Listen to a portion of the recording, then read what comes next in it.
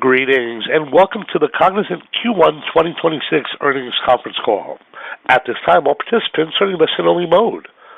A question-and-answer session will follow the formal presentation. You may be placed in the question queue at any time by pressing star one on your telephone keypad, and we ask you please ask one question, one follow-up, then return to the queue. As a reminder, this conference is being recorded. If anyone should require operator assistance, please press star zero. It's now my pleasure to turn the call over to Tyler Scott, Senior Vice President, Investor Relations. Tyler, please go ahead. Thank you, operator, and good morning, everyone. Welcome to Cognizant's first quarter 2026 earnings call. I'm joined today by Ravi Kumar, Chief Executive Officer, and Jatin Dalal, Chief Financial Officer. By now, you should have received a copy of the earnings release and investor supplement. If you have not, copies are available on our website, cognizant.com. Before I begin, I would like to remind you that some of the comments made on today's call and some of the responses to your questions may contain forward-looking statements. These statements are subject to the risks and uncertainties as described in the company's earnings release and other filings with the SEC. Additionally, during our call today, we will reference certain non-GAAP financial measures that we believe provide useful information for our investors. Reconciliations of non-GAAP financial measures, where appropriate to the corresponding GAAP measures, can be found in the company's earnings release and other filings with the SEC. With that, over to you, Ravi. Thank you, Tyler. Good morning, everyone. Thank you for joining us. We delivered a solid first quarter with revenue growth in the upper half of our guidance range, expanded adjusted operating margin, and strong bookings growth. I believe our work to become the world's preeminent AI builder is resonating, demonstrated by our first quarter performance. Looking at the quarter's highlights, revenue grew 3.9% year-over-year in constant currency, led by strong performance in North America and driven in part by the ramp of recently won large deals. From a segment standpoint, financial services grew more than 10% year-over-year in constant currency, driven by strong demand across banking and insurance clients. Q1 bookings grew 21% year-over-year. We signed 7 large deals with TCV of $100 million or greater, including one mega deal valued at more than $500 million. Importantly, we continue to drive profitable growth as adjusted operating margin expanded year-over-year for the 5th straight quarter. Adjusted EPS of about 14% year-over-year was ahead of revenue growth. And we just announced a definitive agreement to acquire Astria, a global IT managed services provider and a specialist in AI infrastructure build-out with deep expertise in managing data center infrastructure, enterprise networks, and digital workplace technology. Upon closing, we believe Astria will add a critical layer to our AI builder technology stack. We achieved these results against a softening demand environment. Market conditions have become more complex since the start of the year, and we expect the impact from heightened macroeconomic uncertainty to persist in the near term. However, while clients are appropriately cautious about making large investments in this environment, they recognize AI's transformative potential and the value of strategic partners. This transformative potential is reforging our industry's first principles, which underpin our evolving posture as an AI builder. The industry's first principles were born out of an enterprise reality. Technology was so transformational and complex that companies needed help with optimizing the use of technology to meet their business objectives. IT services companies emerged to solve these problems at scale and over time helped create many of the greatest business architectures of the last 50 years. With AI, the fundamentals are shifting. Software is penetrating deeper into enterprises, and our clients now expect more value and measurable outcomes. The old fundamentals are still relevant, but they must be reforged for a new reality. Cognizant has already embarked on this transition, which demands 4 significant shifts that redefine the role of IT services firms. First, we are evolving towards owning the full stack of capabilities required to design holistic bespoke AI systems from a system integrator to an AI builder. Second, we are reimagining our talent, moving away from the traditional pyramid toward interdisciplinary teams that operate at the intersection of domain, operations, and technology. Third, we are shifting our economics from labor-based to outcome-based models that align our success directly with our clients. Our combined fixed price and transaction-based portfolio has continued to grow in proportion over the past 3 years reflecting our ongoing focus on driving nonlinear revenue opportunities. And finally, we are evolving away from simply delivering projects to underwriting operational results for our clients at scale, taking full accountability for the business impact we create. Last quarter, I talked about the AI velocity gap, the gap between massive AI infrastructure spend and the business value realization, and how Cognizant's mission is to be the AI builder who bridges this gap. Our AI builder stack is the connectivity tissue that translates our strategy into measurable client outcomes. It combines our proprietary methodologies and the science of context engineering with a curated ecosystem of strategic partners and our own differentiated platforms and IP. Our vision is to reimagine enterprise operations, rebuild workflows, and break functional silos to unlock AI-native ways of working. We aim to do this by bringing human effort and agentic capital together in a managed, governed, and a client contextual delivery model. Some of our pioneering clients have started to progress from AI productivity to unlocking new experiences, products, and services. Platforms are key to our AI builder stack. Fueling our platform strategy is our award-winning AI Labs, which was awarded 3 new patents, bringing its total number of patents to 65 in the US and 88 globally. Our AI Lab continues to sense the future and partner closely with our clients, platforms, and products group, and solutions teams to translate frontier research into industry-relevant use cases. To complement our internal investments, we launched the Cognizant Innovation Network, a new corporate investment arm that will back early-stage AI startups. We plan to initially focus on investments in AI, data, cybersecurity, and cloud technologies, and portfolio companies will gain direct access to Cognizant's deep industrial expertise and its enterprise client base, creating a powerful ecosystem for mutual growth. We are progressing towards the AI builder vision through our 3-vector strategy: AI-led productivity, industrializing AI, and agentifying the enterprise. To date, we have well over 5,000 AI engagements across 3 vectors, up from approximately 4,000 exiting December.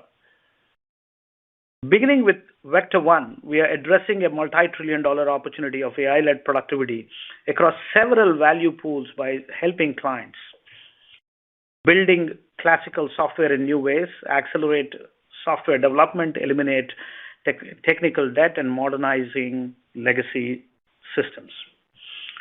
Our differentiated approach to autonomous software is rooted in engineering-led productivity, powered by leading strategic partnerships like Anthropic Claude, Google Gemini, Microsoft GitHub, and Copilot, Devin, and OpenAI Codex. This approach has enabled nearly 40% of our code to be AI-assisted.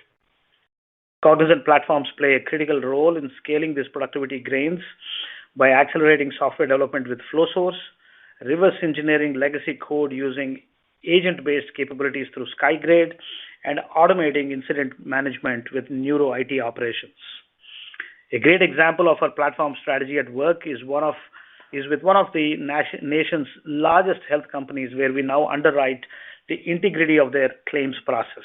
Our AI solution automates the validation of over 54 million provider contract updates annually, directly reducing revenue leakage and solving a problem that was previously intractable at scale.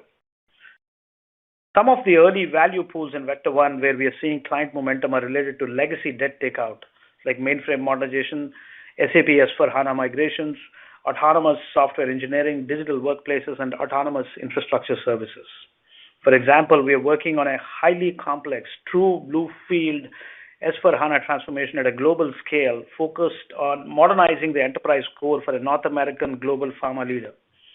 What really sets this project apart is our use of a customized AI accelerator that automates both business and IT data validation, replacing a fragmented manual process with a scalable, audit-ready, and a robust solution, significantly cutting validation time and effort.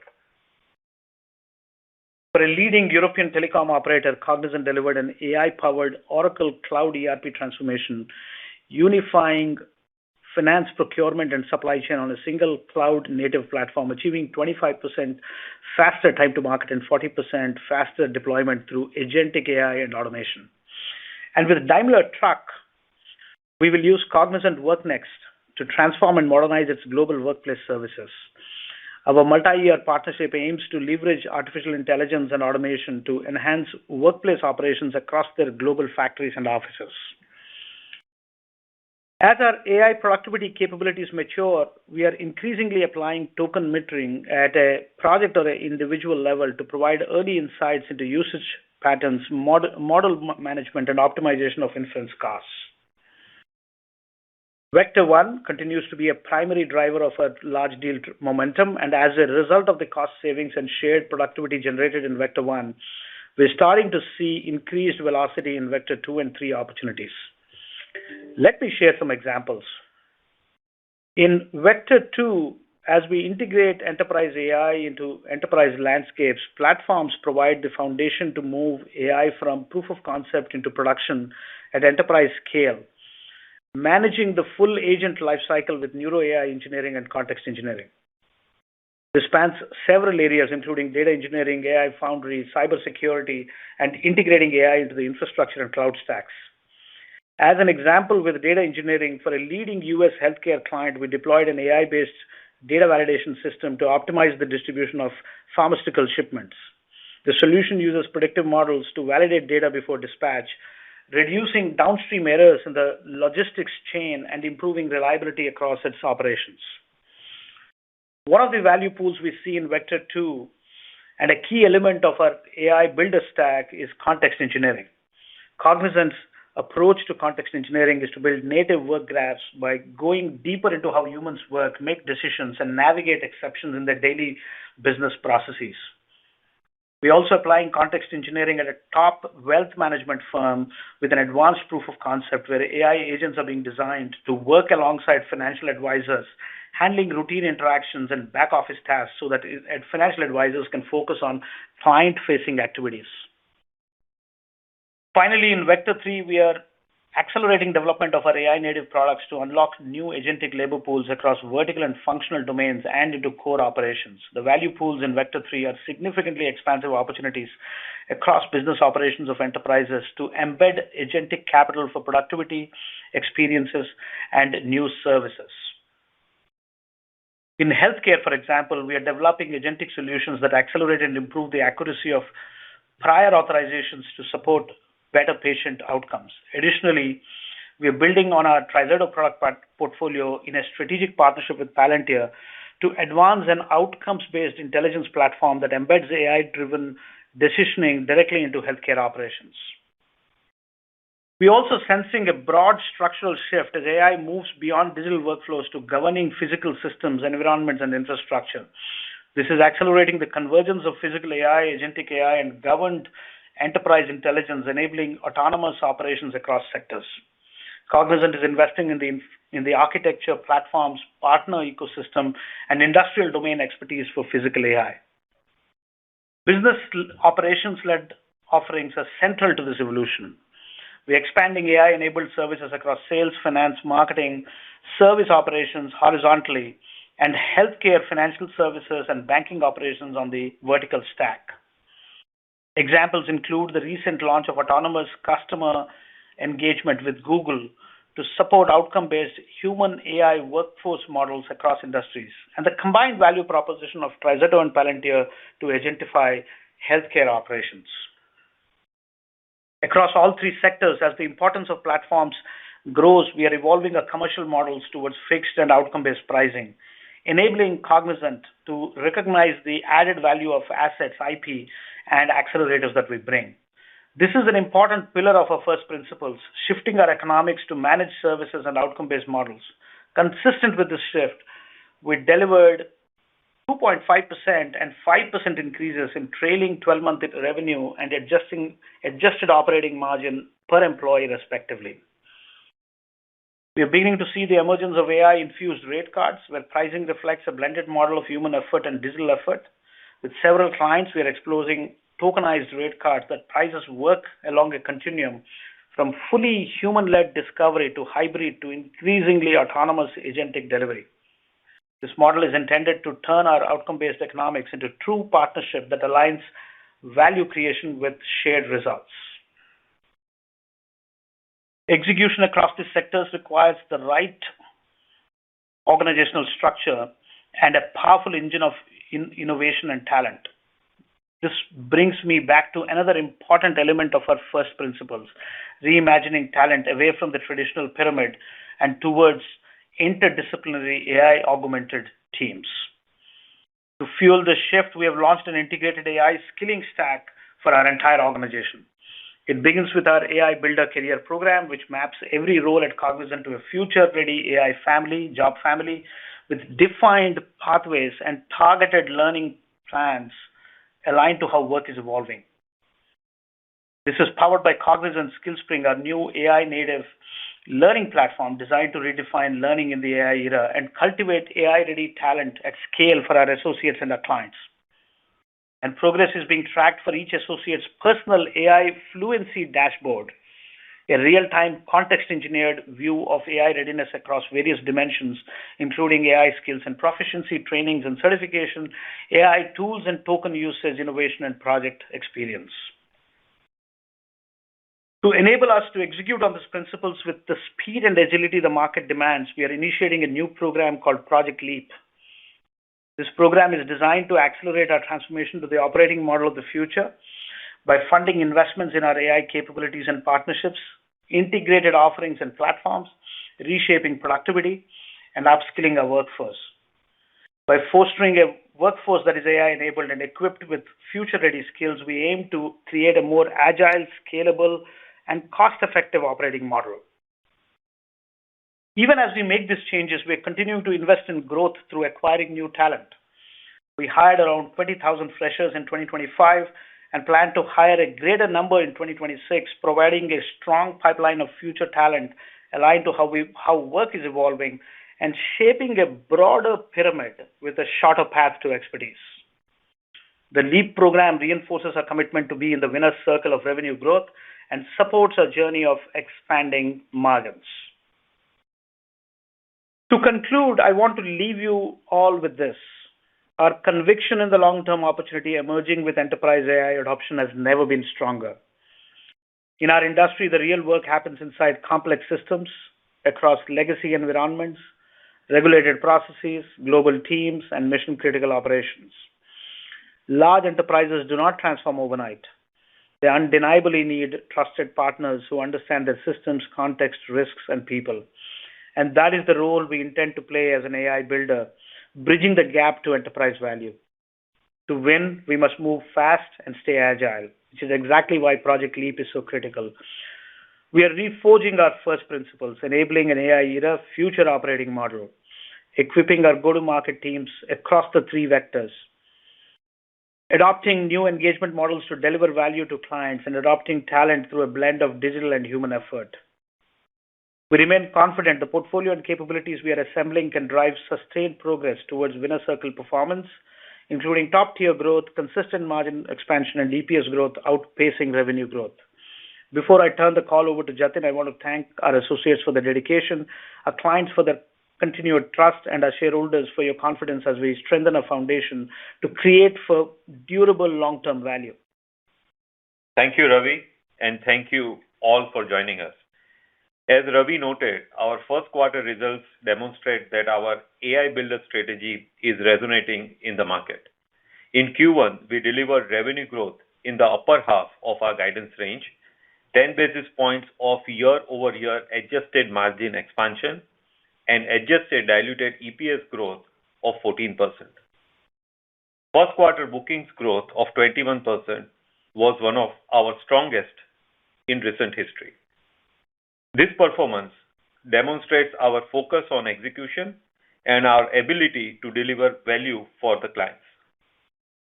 As Ravi mentioned, the market remains complex, but the dynamics are not universal and vary by industry. Financial services is benefiting from robust investment cycles, while policy changes are creating regulatory uncertainty in key areas of health sciences.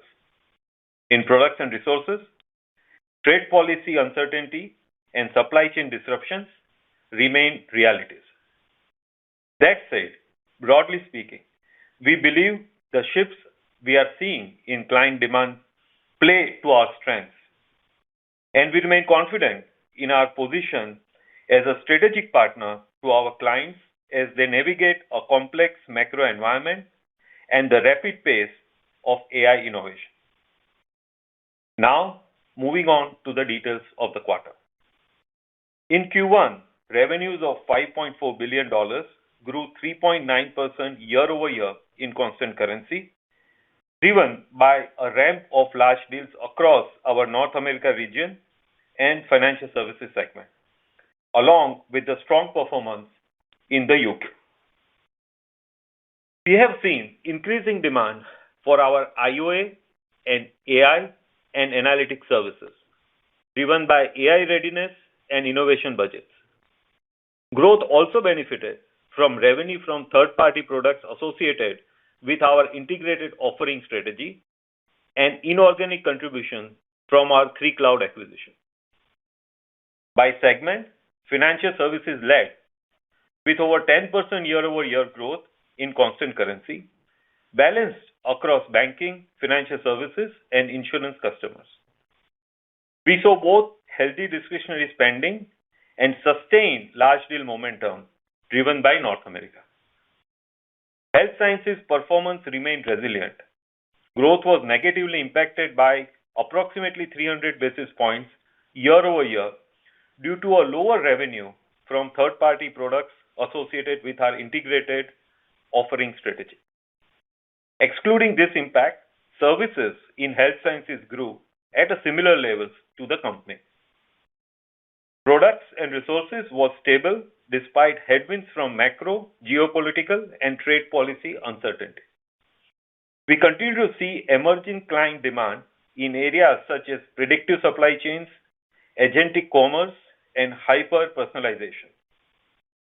Use cases where AI has the opportunity to create real differentiation. Physical AI is an early stage but fast-moving category, and we are positioning ourselves to capture this opportunity as client adoption accelerates. Within communications, media, and technology, our revenue with technology customers continues to grow. AI adoption is driving demand for engineering, modernization, and platform services.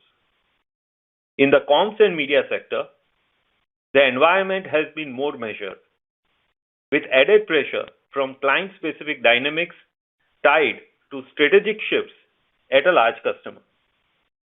In Q1, segment growth was driven by revenue from third-party products associated with our integrated offering strategy, which contributed approximately 10 percentage points of growth. Turning to bookings, we delivered another strong quarter of large deal bookings. We signed 7 large deals, each with TCV of more than $100 million in Q1, including one mega deal with TCV in excess of $500 million. On a trailing 12-month basis, bookings grew 11% and represented a book-to-bill of 1.4. Annual contract value was flat as deal duration increased in the quarter, reflecting large deal mix and continued softness in smaller discretionary projects. Our pipeline remains healthy and broad-based. We continue to see strong demand for cost takeout, vendor consolidation, and AI-led services. Moving on to margins. Q1 gross margin decreased by 80 basis points year-over-year, reflecting impact of our integrated offering strategy and increased compensation cost. We remain very focused on driving gross margin improvements over time. This is an important objective of the Project Leap program. First quarter adjusted operating margin of 15.6% increased by 10 basis points year-over-year. Our ongoing focus on operational efficiency and benefits from the Indian rupee depreciation helped to more than offset the impact of our integrated offering strategy, M&A investments, and increased compensation costs. Now to additional details on EPS, cash flow, and capital allocation. First quarter adjusted EPS was $1.40, up 14% year-over-year. DSO of 84 days increased 3 days sequentially and year-over-year. First quarter free cash flow was approximately $200 million, impacted by a larger bonus payout this year and in line with our expectations and typical Q1 seasonality. During the quarter, we returned about $600 million of capital to shareholders through share repurchases and dividends. We ended the quarter with cash and short-term investments of $1.5 billion or net cash of $949 million. Now turning to guidance. For the second quarter, we expect revenue to grow 3.2% to 4.7% year-over-year in constant currency. This includes approximately 150 basis points from our recently completed acquisitions, including a partial quarter contribution from Australia that we just announced. Our second quarter guidance includes a more cautious near-term view of discretionary spending based on recent global events and trends. Our full-year revenue guidance is unchanged at 4 to 6.5% in constant currency. The macroeconomic environment remains dynamic, and our guidance reflects a range of outcomes. We expect large deal ramps and 2 full quarters of Australia contribution to be meaningful second half drivers. At the midpoint, we assume some improvement in discretionary spending in the second half of the year compared to our Q2 assumptions. Our strong bookings momentum, along with 1.4 book-to-bill ratio, give us confidence that we are winning in the market. Our full-year guidance assumes recently completed acquisitions will contribute approximately 150 basis points to revenue growth, reflecting contribution from both 3Cloud and Australia. Beyond this, our M&A pipeline remains healthy and active, and we see a number of interesting opportunities that are consistent with our AI Builder strategy. As always, we'll be disciplined and deliberate, but remain well-positioned to act if the right opportunities emerge. Now, a few more details on Project Leap. This is an important initiative to accelerate our path to a more agile and AI-enabled operating model of the future and improving our cost of delivery. The program is expected to deliver savings in 2026 of approximately $200 to $300 million, with a full-year benefit in 2027. We anticipate approximately two-thirds of the savings generated by Project Leap will be directly reinvested to support future growth across integrated offerings, AI capabilities, and partnership, and roughly one-third toward upskilling our workforce, all while maintaining an active and strategic M&A posture. The expected savings generated from the program, net of investments, are enabling us to raise our 2026 adjusted operating margin guidance range to 16 to 16.2%, which represents 20 to 40 basis points of year-over-year expansion. This is on the top of 50 basis points of margin expansion we delivered in 2025 and in line with our long-term aspiration to expand margins. As part of this program, we expect to record costs of $230 to $320 million, with substantially all incurred in 2026. This consists of $200 to $270 million of employee severance and other personnel-related costs, and $30 to $50 million of other charges. This cost will be adjusted in our non-GAAP financial measures. As Ravi noted, we will hire more recent college graduates this year than last year. Our free cash flow conversion guidance for the full year remains 90 to 100% of net income. Tax rate guidance is unchanged at 25% to 26%. And our expected weighted average dilutive share count is approximately 473 million, down slightly from our prior estimate due to the pace of repurchases in Q1. This leads to EPS guidance of $5.63 to $5.77, representing 7 to 9% growth. For 2026, we still expect to return approximately $1.6 billion of capital to shareholders, including $1 billion towards share repurchases and the remainder towards our regular dividend. Finally, we continue to make progress and advance on our evaluation of a potential primary offering and secondary listing in India. We remain committed to acting in the best interest of our shareholders and will provide updates as appropriate. To close, we are delivering on our commitment to stay in the winner's circle. In Q1, we grew revenue at the top of our large cap peer set, posted our strongest booking growth in recent history, expanded adjusted operating margins, and delivered double-digit earnings per share growth. While the macro environment remains uncertain, our momentum is clear, and we believe we are winning in the marketplace. With that, we'll open the call for your questions.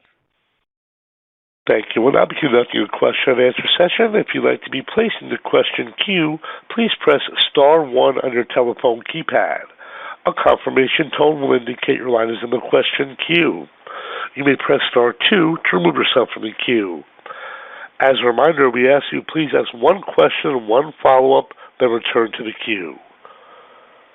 Our first question today is coming from Jason Kupferberg from Wells Fargo. Your line is now live.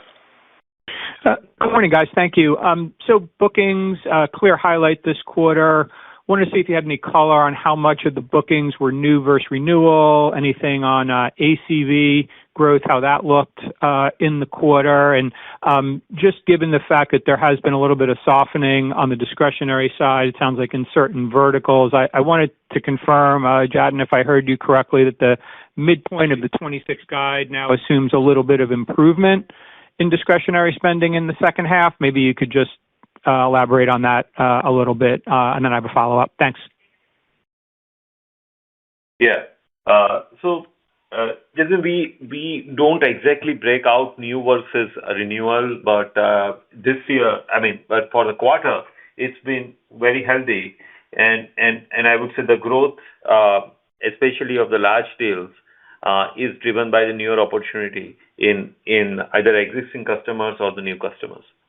In fact, just to add to Jatin, this is the second quarter in a row we've had robust bookings.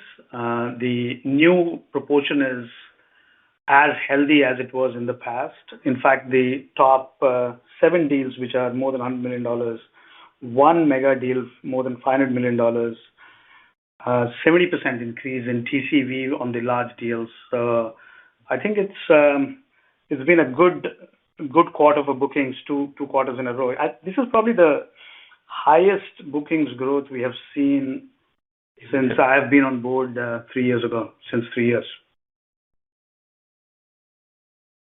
Okay, thank you. And, there was some commentary from one of your large competitors last week talking about AI resulting in increased competition, more pass-through of productivity gains to clients. I mean, you guys have been talking about that pass-through and the AI-assisted coding for a long time, but are you seeing competitors broadly engage in any additional level of contract pricing that you might characterize as irrational? Yeah. Jason, the way I see it is, unlike in the past, where pricing was determined by the unit price, which is billing rate equivalent, the race now is about the number of units and how well we could deliver with lower number of units for the same output, for the same outcome. And that is based on how much productivity you can derive out of AI usage in your software development cycle. So we feel very confident because 40% of our software development cycle is assisted by AI. We have infused AI into our rate cards now. So when we are up for a consolidation, opportunity, we seem to be in the winner's spot because we are able to share the productivity and also keep it for ourselves. In fact, our bid to date is actually very healthy over the last 3 years, the deals we have been working on. So we seem to have got this work rhythm of autonomous software engineering, as we call it, and we seem to be doing well. So I wouldn't, I mean, there is productivity sharing with clients, but you have to see that as an opportunity to win more, and you have to see that as an opportunity to create more momentum for ourselves. So that's how we are seeing it. Now, that's on the old stuff. On the new stuff, there is, in Vector 2 and Vector 3, as I call it, it is new work. We're also seeing unlock of legacy modernization, which is not consolidation. It is actually net new business, which kind of got locked because customers were not willing to pay that much to modernize the legacy. Now they're actually throwing that in the mix, and that is actually a business case of how much they spend to how much they could potentially spend using AI to modernize it. So we see, while there is price pressure on it, I would say it's an opportunity not to look at labor costs. It's an opportunity to look at how much of the number of units you could optimize using AI. Yeah. And Jason, to your earlier question on the visibility of second half and how do we see our guidance range, let me break it down. So definitely the environment around us, the macro is significantly more uncertain than what it was in the beginning of February. And therefore, I mentioned in my opening remarks that there are a range of outcomes which are possible across the guidance range for the full year. What gives us confidence for the second half are essentially two things. The large deal wins that we have had in quarter 4 and in quarter 1, which continue to ramp up and will reach their full potential in starting June, July, and therefore that's one lever. The second is acquisition like Astria will come full on steam from quarter 3 standpoint. It would be a partial revenue in quarter 2. So these are two additional drivers for a stronger second half assumption than what it is. As I mentioned, the midpoint does assume a little better discretionary environment than what we have assumed for quarter 2, which is sort of impacted by the current environment. But we remain confident as we walk through the rest of the year. And finally, we have had very strong bookings for quarter 1, which means we are winning in the marketplace, even as in the uncertain environment, customers are choosing Cognizant as a partner of first preference, and that is what helping us continue to lead in this environment with a sense of velocity and confidence. Also, a lot of large deal transitions which are happening now between quarter 4 and quarter 1 will start to unlock in quarter 2 and quarter 3.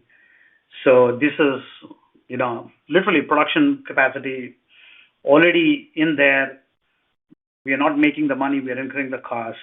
Now, as the transitions get over, we start to accrue the dollars. So that's actually another tailwind to our journey in the second half.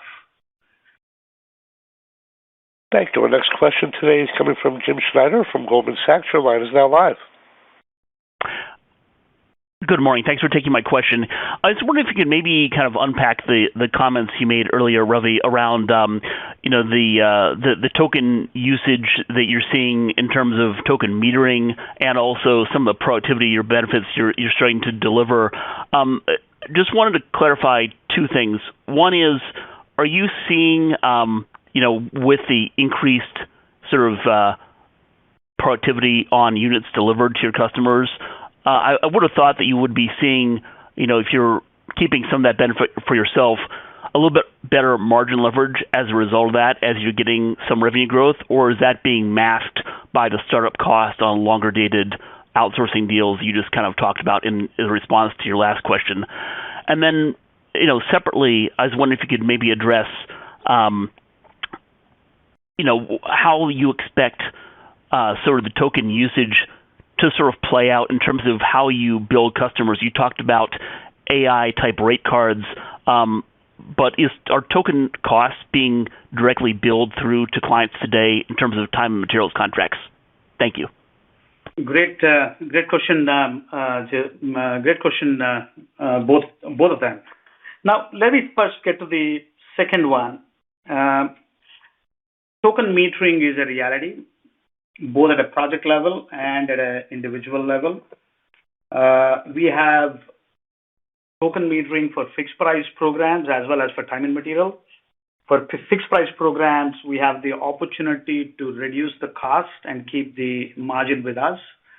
For new deals we do, if this kind of links back to the first question, we actually have the opportunity to outpace the productivity we give to our clients and therefore keep it with us. Our bid to date over the last 3 years is very healthy.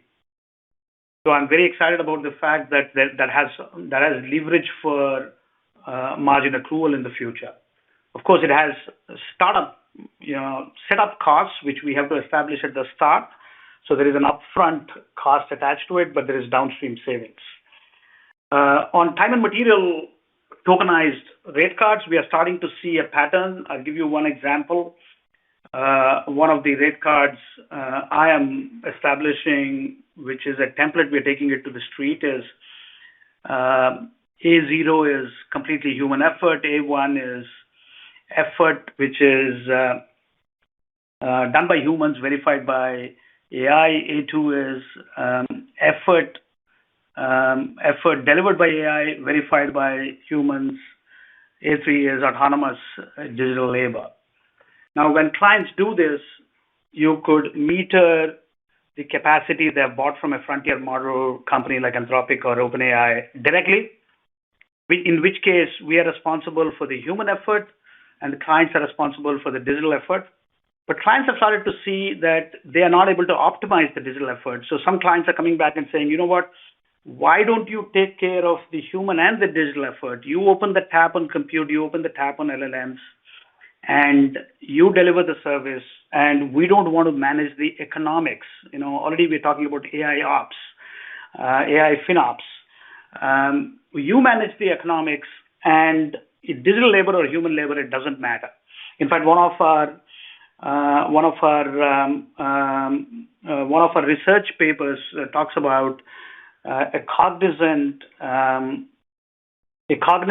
unit of measure, which we call it as it's equivalent to the function point measure, which is equivalent to what we do in digital labor. So effectively, this is evolving. We are ahead on the curve, both to take the accountability of digital and human labor for ourselves, or if clients want to take the accountability for themselves. So time and material comes in two forms. I could take care of digital labor and human labor, and I could take the sizing and the economics of digital labor and create throughput for our clients. This is something evolving, and some clients are already proposing this.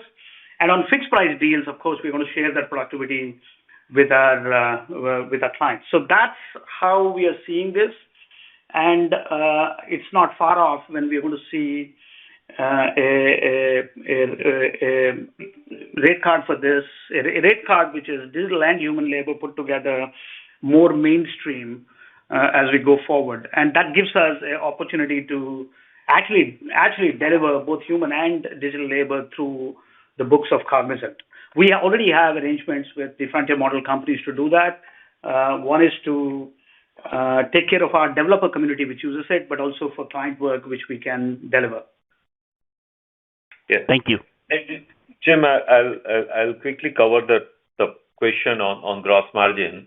Essentially, we in Q1 was an investment mode, little bit on gross margin across three different dimensions. The first was surely the investment in the bench, and if you see, we have grown sequentially in headcount, and we have grown year over year in headcount. And as we have continued to hire the fresh college graduates into the mix, we have invested a little bit of utilization. So that's one reason why gross margin is lower.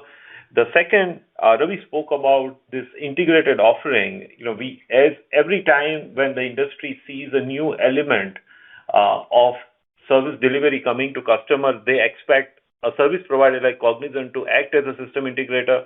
And to that extent, you see that you have a higher element cost as part of this integrated service offering that you have. And that has been slightly higher in quarter one. But that's an investment because you almost always see a significant follow-through revenue coming through services when you anchor yourself through that early offering. And third is the salary increase that we gave on 1st of November, so there is a 1-month impact sitting there. So combination of these three factors have led to a slightly lower gross margin in quarter one. In our earnings call, as well as through the quarter, we spoke about the volatility that we would probably see as a result of this investment in quarter one. But we are confident that the number will continue to improve through the course of the rest of the year. The Project Leap ambition is to really drive significant cost savings through cost of delivery model. And that should also help the gross margin as we execute for the rest of the year. That's very helpful. Thank you. Thank you. Next question today is coming from James Faucette from Morgan Stanley. Your line is now live. Thank you very much. Appreciate all the color and detail today on current conditions, et cetera. I'm wondering if you can talk a little bit about what you're seeing in terms of valuation and how you're thinking about the price of acquisitions that you're looking at, particularly as you seem to be looking to add incremental tech capabilities to the Cognizant base. And I'm just thinking about how we should think about your commitment to spend what portion of free cash flow and the impact on the inorganic contribution on a go-forward basis. I mean, I'm going to ask Jatin to add. This is a phenomenal time to create value from, M&A in line with our reforged first principles, which is about having a platform play, managing our business on outcomes versus effort, and AI enabling our offerings. So if you put all of that together, we have some exceptional opportunities in the market. We also have the ability to anchor this on new pillars in the mix, which will give us expansive opportunities. So we are not doing this in a tactical way. We are doing this in a very strategic way of filling the boxes for being an AI builder.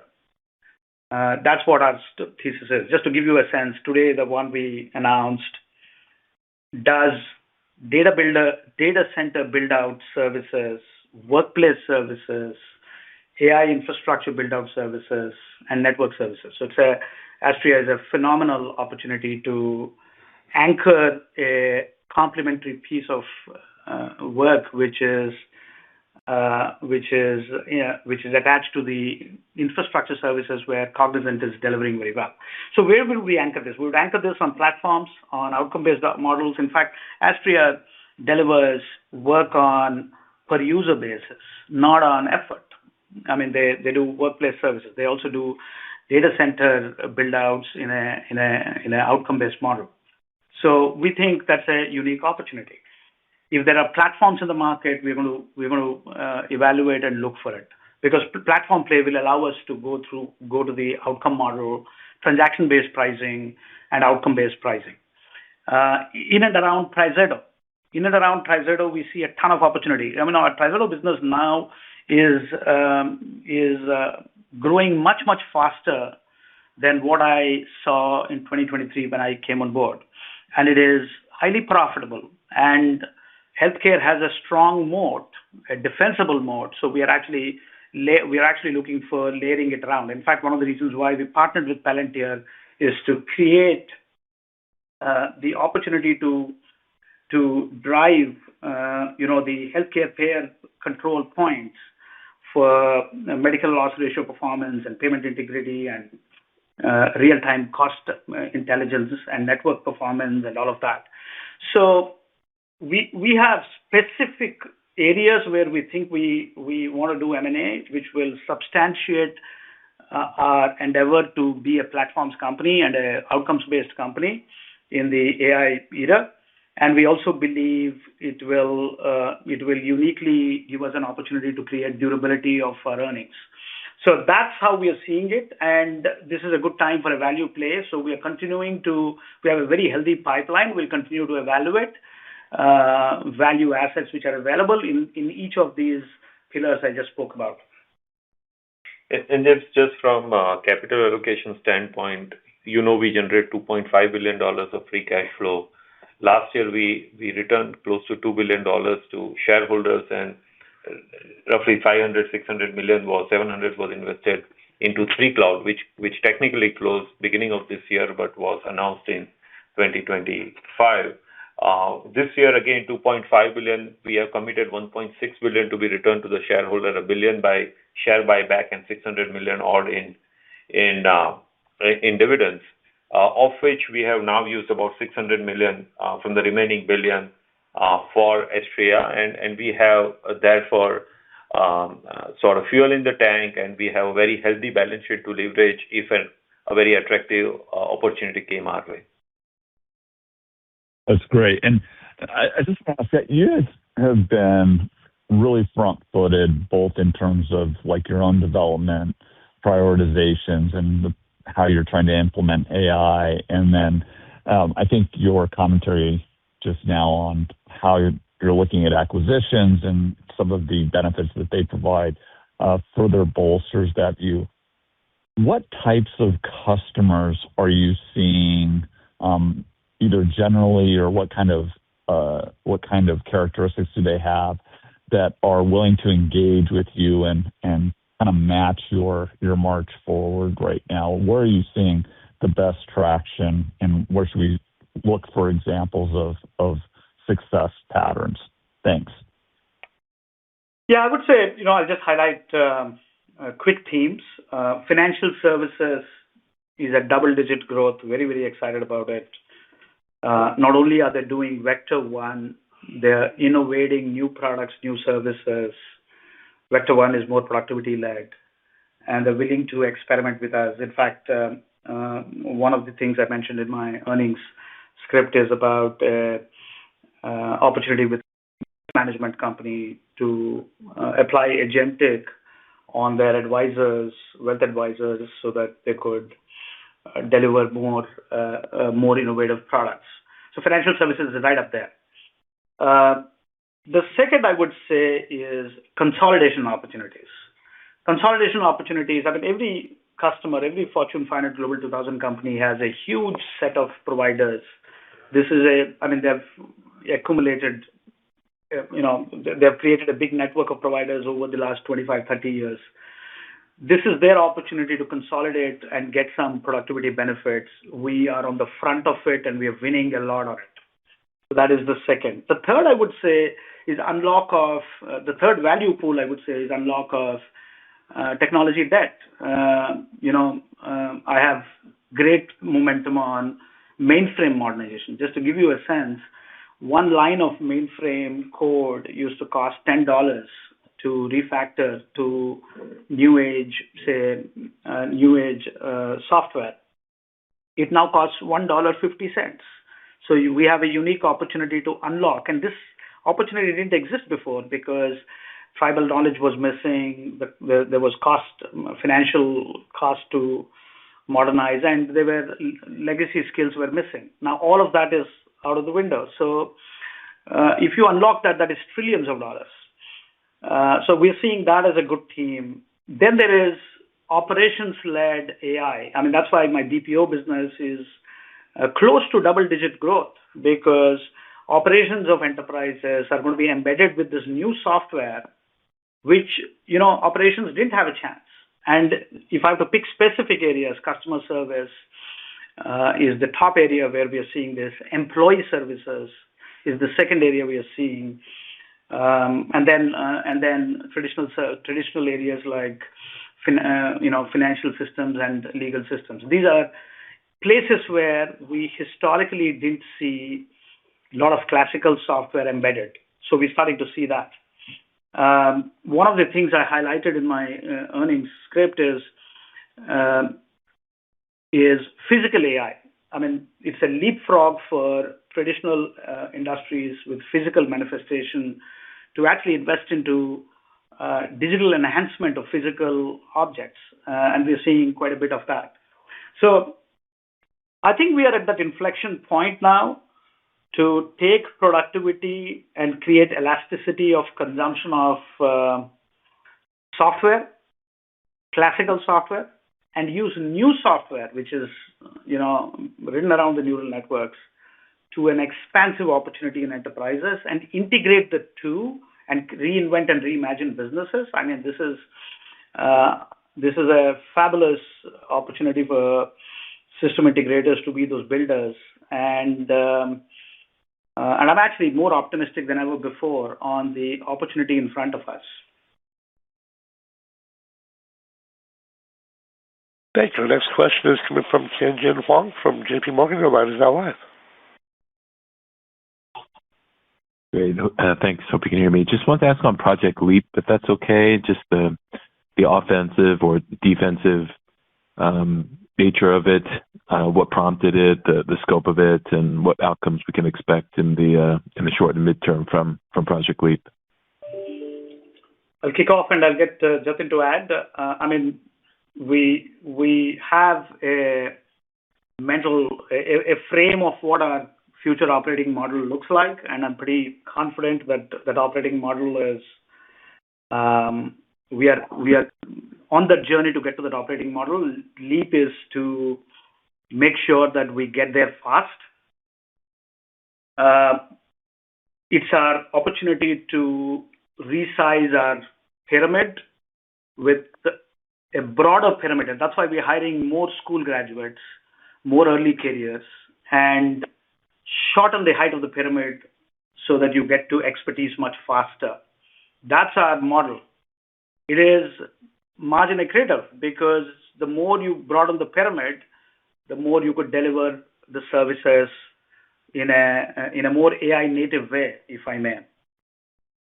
The second important thing is this allows us to invest into the platforms, AI enabling the enterprise, and tokenizing the enterprise, as I call it. It allows us to do that. So we have measured the savings. It is in the range of $200 to $300 million this year, and this is partial because we are already in the middle of the year, and we have a couple of months to complete this process, and probably 3 to 4 months of impact. So it has a much higher impact next year in 2027. So not only are we right-sizing the pyramid, and remember, we are also saying our future offerings are not effort-based, they're outcome-based.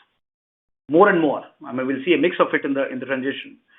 So when we get to that new operating model quicker, we are going to seize these opportunities faster, and we'll be having a more optimized operating model, and we will have a kitty for investing into our future so that we can seize the opportunities ahead of others. We also said in our investor day that we will have an expansive margin trajectory, which is what we intend to. I mean, last year, 2025, we did 50 basis points in spite of the M&A and the investments. This year, we have upped our margin guidance to 20 to 40 basis points, increase from 10 to 30. So we are constantly on that trajectory to keep increasing our margins, keep delivering productivity to our clients, and be in the winner's circle of growth. So this allows us to do all of this in a quicker, faster way. We get to that future operating model which we have envisaged.